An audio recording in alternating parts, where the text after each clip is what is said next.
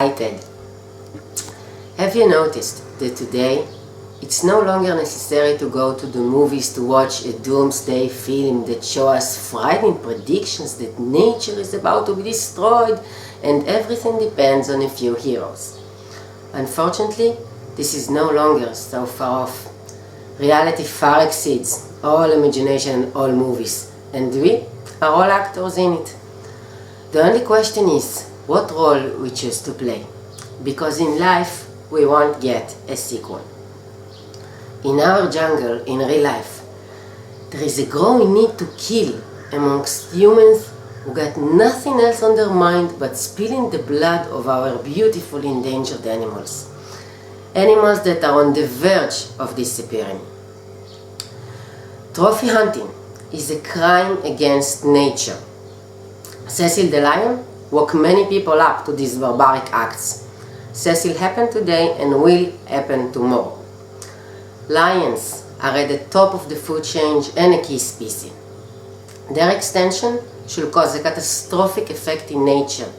They are responsible for the ecological balance. If they will become extinct, they will take with them many other species, and nature as we know it will cease to exist. I have dedicated my life to turn this horror film into a survival story, and together, you and I can make this happen. My name is Reshef, and everyone calls me the Lion Girl. 8 years ago, my life changed overnight. I was a normal everyday person working in high-tech, and then I found out about the fast approaching extinction of lions. A fire was lit inside of me that wouldn't go out.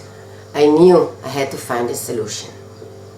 In the past 50 years, we have managed to erase 95% of all lions. Only 5% still remain. Only 5% of all lions are left.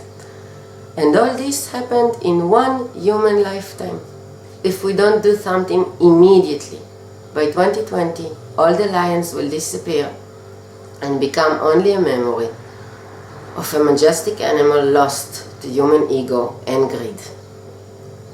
I went to Africa to find out what's going on. I looked into the lions' eyes and made a commitment to help them. I traveled through Africa and much of the world, 8 years doing field research in many different countries, meeting the local tribes people, ministers, ambassadors, professors, researchers, all to help save the lions. But most of the replies I got were, "Come on girl, go home. Do you really think you can save them?" Well, yeah. I discovered the hidden face of can hunting that makes many millions for those involved, and this is how it works. They catch wild lionesses and hold them captive to turn them into breeding machines for the production of money cubs born to be sold as live targets. Then they invite motivated volunteers who pay huge sums of money to save the cubs. These evil people convince the well-meaning volunteers that they are needed to save the lions from extinction. Of course, hiding the fact that they are actually breeding the cubs in captivity just to make millions from trophy hunters. The cubs were only born to be killed. They are not orphans. They are kidnapped. Anyone thinking about volunteering in Africa must know that any place that offers cub petting, caring for them, or taking pictures with them is leaving you with blood on your hands. After growing up in captivity, these lions can never be set free. They are not lions who can survive without humans. They are lions who never hunted, never experienced freedom. They are an animal that looks like a lion, but is light years away from being a lion.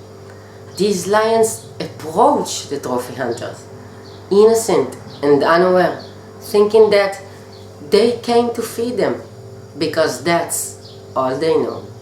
For 50 grand, you can come and kill any lion you want. After killing his chosen victim, The trophy hunter poses like a brave big shot with huge smile on his face as he stands over the young lion he paid to shoot, but not in the head, of course, because he plans to hang his trophy's head proudly on his wall at home. Ellen DeGeneres once asked a trophy hunter, "Why kill the lion and hang the head on his wall?" He said, "Because I think the lion is a beautiful animal." Ellen replied, "Well, I think that my mom is beautiful, but I only have a photo of her on my wall."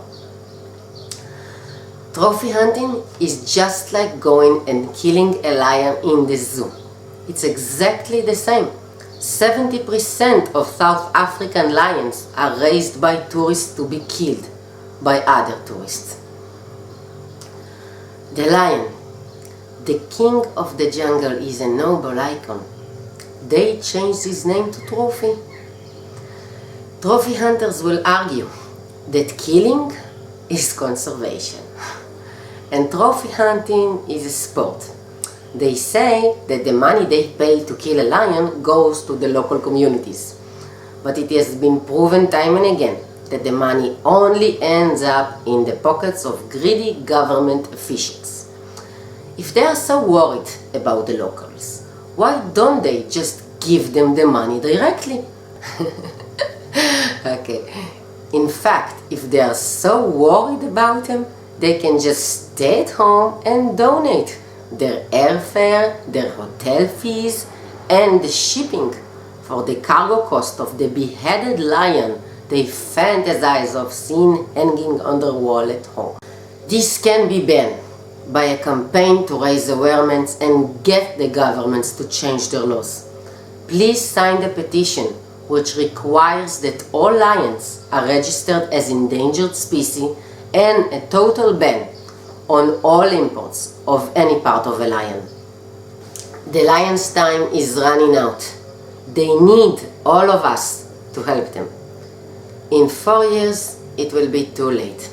United, we are very, very, very strong. We have a chance to save them. We are the majority, and we can't let a few people erase our lives from the planet. I've written a book about my journey so far. Until now, sorry. I've written a book about my journey until now, filled with my adventures and undercover discoveries. With each donations, I will gladly give you my book. Every little bit helps, even $1 gives hope. The plan is, with your donations, to purchase a protected land in Africa and give it back to the lions, so they can once again live free and be lions.